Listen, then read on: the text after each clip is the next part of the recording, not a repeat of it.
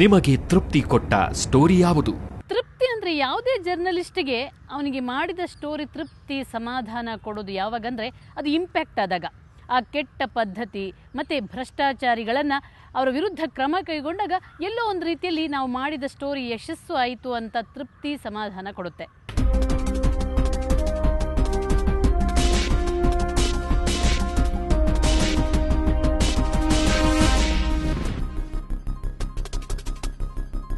ನನಗೆ ತೃಪ್ತಿ ಕೊಟ್ಟ ಒಂದೆರಡು ಸ್ಟೋರಿ ಹೇಳ್ಬೋದಾದರೆ ಡೇಂಜರ್ ಬೇಬಿ ಕೇರ್ ಅಂತ ಮಾಡಿದ್ವಿ. ಅಂದರೆ ಬೇಬಿ ಕೇರ್ ಒಳಗೆ ಅಥವಾ ಪ್ಲೇ ಹೋಮ್ಗಳಲ್ಲಿ ಮಕ್ಕಳಿಗೆ ಅಮಲಿನ ಪದಾರ್ಥ ಕೊಟ್ಟು ಮಲಗಿಸ್ತಾರೆ, ಅವುಗಳನ್ನು ದಿನ ಇಡೀ ಈ ರೀತಿ ಶೋಷಿಸ್ತಾರೆ ಅನ್ನುವಂಥ ಸ್ಟೋರಿ ಇದೆಯಲ್ಲ, ಅದು ಮಾಡಿದ್ವಿ.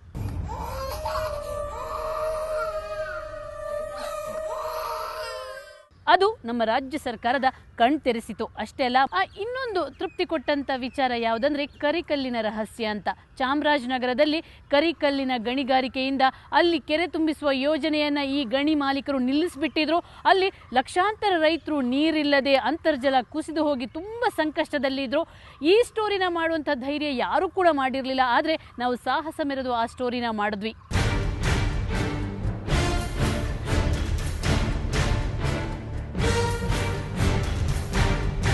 ಆನಂತರ ಅಲ್ಲಿನ ಸ್ಥಳೀಯ ಆಡಳಿತ ಮತ್ತು ಸರ್ಕಾರ ಆ ಒಂದು ಕೆರೆ ತುಂಬಿಸುವ ಯೋಜನೆಗೆ ಚಾಲನೆ ಕೊಡ್ತು. ಇವತ್ತು 300ಕ್ಕೂ ಹೆಚ್ಚು ಹಳ್ಳಿಗಳಿಗೆ ನೀರಿದೆ, ಅಲ್ಲಿನ ಕೆರೆ ತುಂಬಿದೆ, ಅಲ್ಲಿನ ಜನರ ಮತ್ತು ರೈತರ ಮೊಗದಲ್ಲಿ ನಗು ಇದೆ. ಆ ನಗು ಇದೆಯಲ್ಲ, ನಿಜವಾಗ್ಲೂ ತುಂಬಾ ತೃಪ್ತಿ ಕೊಡುತ್ತೆ.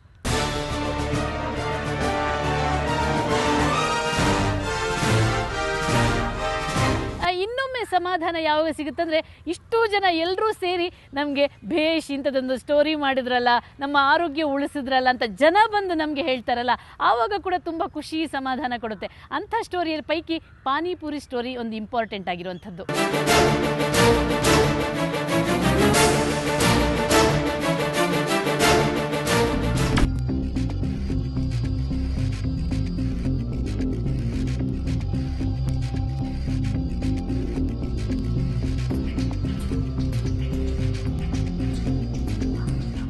ಪಾನಿಪುರಿನ ಎಷ್ಟು ಕೆಟ್ಟದಾಗಿ ನಡೆಸ್ತಾರೆ, ಅಲ್ಲಿ ಯಾವ ರೀತಿ ವಾತಾವರಣ ಇರುತ್ತೆ, ನಮ್ಮ ಆರೋಗ್ಯದ ಜೊತೆ ಈ ವ್ಯಾಪಾರಿಗಳು ಲಾಭದಾಸೆಗೆ ಯಾವ ರೀತಿ ಚೆಲ್ಲಾಟ ಆಡ್ತಾರೆ ಅನ್ನುವಂಥ ಸಾಕಷ್ಟು ಆಹಾರ ಪದಾರ್ಥಗಳ ಬಗ್ಗೆ ನಾವು ಸ್ಟೋರಿ ಮಾಡಿದ್ವಿ. ಅದರಲ್ಲಿ ಜನ ಇವತ್ತಿಗೂ ನೆನಪಿಸ್ಕೊಳ್ಳಿರೋದು ಅವರ ವಾಟ್ಸಪ್, ಅವರ ಫೇಸ್ಬುಕ್ಕು ಎಲ್ಲ ಕಡೆ ಹರಿದಾಡಿ, ಅದು ಬರೀ ಇಂಡಿಯಾದಲ್ಲಿ ಮಾತ್ರ ಅಲ್ಲ, UAE ಮತ್ತು ಅಮೇರಿಕಾದ ಜನರ ಕೈಯಲ್ಲೂ ಇರುವಂಥ ಸ್ಟೋರಿ ಅಂದರೆ ಪಾನಿಪುರಿ. ಇವತ್ತಿಗೂ ಒಬ್ಬ ತಂದೆ ತಾಯಿ ಬಂದು ಹೇಳ್ತಾರೆ, ನಮ್ಮ ಪಾಕೆಟ್ ಮನಿ ಉಳಿಸಿದ್ವಿ, ನಮ್ಮ ಮಕ್ಕಳ ಆರೋಗ್ಯ ಉಳಿಸಿದ್ರಿ, ಆ ಒಂದು ಪಾನಿಪುರಿಯ ನರಕ ದರ್ಶನನ ತೋರಿಸಿದ್ರಲ್ಲ, ನಿಮಗೆ ಹ್ಯಾಟ್ಸ್ ಆಫ್ ಅಂತಾರಲ್ಲ, ಅದು ನಿಜವಾಗ್ಲೂ ತೃಪ್ತಿ ಕೊಡುತ್ತೆ.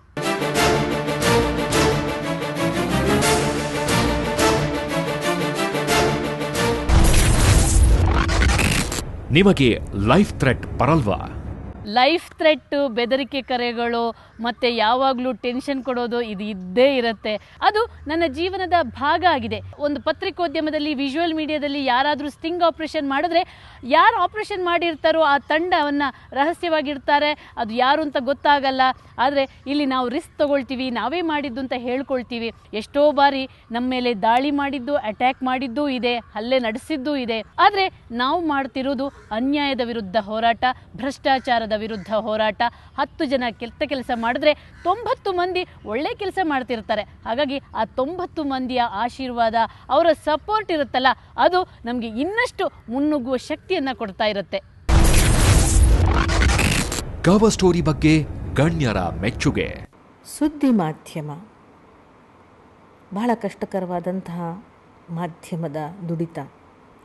ಈ ಮಾಧ್ಯಮದಲ್ಲಿ ಪುರುಷರಿಗೆ ಬಹಳಷ್ಟು ಕಷ್ಟಗಳಿರುತ್ತೆ.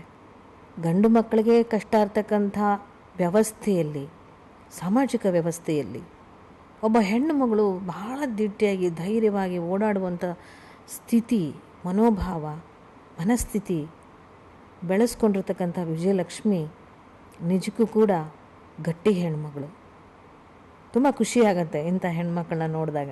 ಅವರೆಂತಹ ಪರಿಚಯಸ್ಥರಾದರೂ, ಅತ್ಯಂತ ಸಮೀಪವರ್ತಿಗಳಾದರೂ, ಬಹಳ ಆತ್ಮಕ್ಕೆ ಪ್ರೀತಿದಾಯಕ ವ್ಯಕ್ತಿಗಳಾದರೂ ಕೂಡ ಸತ್ಯ, ವಿಷಯವಸ್ತು, ಅಸತ್ಯಗಳನ್ನು ಹೊರಗಡೆ ಹಾಕಬೇಕು ಅನ್ನುವಂಥ ಸಂದರ್ಭದಲ್ಲಿ ಯಾರನ್ನೂ ಕೂಡ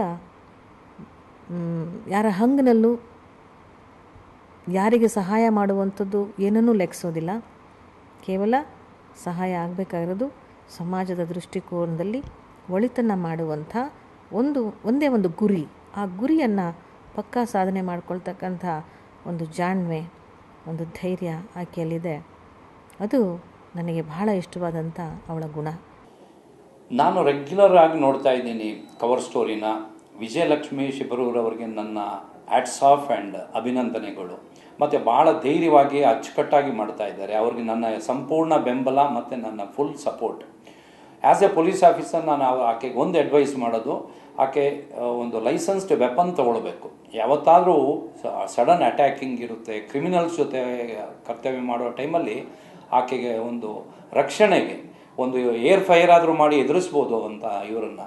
ಅದಕ್ಕೆ ಒಂದು ವೆಪನ್ ತಗೊಳ್ಬೇಕು ಅಂಥೇಳಿ ನನ್ನ ಒಂದು ಅಡ್ವೈಸ್. ಅದು ಸಿಟಿಲಿ ಬೆಳೆದ ಹೆಣ್ಮಕ್ಳು ಅವ್ರು ಮುಂಚಿಂದನೇ ಒಂದು ಆತ್ಮವಿಶ್ವಾಸ ಬೆಳೆಸಿರ್ತಾರೆ. ನನ್ನ ಪ್ರಕಾರ ವಿಜಯಲಕ್ಷ್ಮಿ ಅಂತಹ ಸಿಟಿ ಬ್ಯಾಕ್ಗ್ರೌಂಡಿಂದ ಬಂದಿರೋರಲ್ಲ. ಸ್ವಲ್ಪ ಹಳ್ಳಿ ಲೆವೆಲಿಂದ ಬಂದು ಅಂಥ ಆತ್ಮವಿಶ್ವಾಸದಿಂದ ಇನ್ವೆಸ್ಟಿಗೇಟಿವ್ ಸ್ಟೋರೀಸ್ ಮಾಡ್ತಿರೋದು ಕನ್ನಡಿಗರಾದ ನಮ್ಮೆಲ್ಲ ಜರ್ನಲಿಸ್ಟಿಗೂ ಬಹಳ ಹೆಮ್ಮೆ. ಅವರ ಆತ್ಮವಿಶ್ವಾಸ ನೋಡಿ ನಾವೆಲ್ಲರೂ ಬಹಳ ಕಲಿಬೇಕಾಗತ್ತೆ. ಕವರ್ ಸ್ಟೋರಿಗೆ ಶುಭಕಾಮನೆ. ಕವರ್ ಸ್ಟೋರಿ ತಂಡ ಪ್ರತಿ ಕ್ಷಣ ಪ್ರತಿದಿನ ಸವಾಲನ್ನು ಎದುರಿಸ್ತಾನೆ ಇರುತ್ತೆ. ಆದರೆ ಆ ಸವಾಲನ್ನು ದಿಟ್ಟವಾಗಿ ಎದುರಿಸಲು ನಿಮ್ಮೆಲ್ಲರ ಸಪೋರ್ಟ್ ಬೇಕೇ ಬೇಕು. ನೀವು ಕೊಡುವಂಥ ಸ್ಟೋರಿ ಐಡಿಯಾಗಳು ಮತ್ತು ನಮ್ಗೆ ಕೊಡುವಂಥ ಇನ್ಫಾರ್ಮೇಷನ್ ಮತ್ತು ನಮ್ಮ ಜೊತೆ ನೀವೇನು ಸಾಥ್ ಕೊಡ್ತೀರಲ್ಲ, ಆ ಸಾಥ್ ನಮ್ಮ ಜೊತೆ ಇದ್ದರೆ ಅದು ನಮ್ಗೆ ಕೊಡುವಂಥ ಎನರ್ಜಿ ಡ್ರಿಂಕ್. ಆ ಡ್ರಿಂಕ್ ಯಾವಾಗಲೂ ಇರಲಿ. ಆ ಡ್ರಿಂಕನ್ನು ನೀವು ಕೊಡ್ತಾ ಇದ್ದರೆ ನಾವು ನೇರವಾಗಿ ದಿಟ್ಟವಾಗಿ ನಿರಂತರವಾಗಿ ಕೆಲಸ ಮಾಡೋಕ್ಕೆ ಸಾಧ್ಯ ಆಗುತ್ತೆ.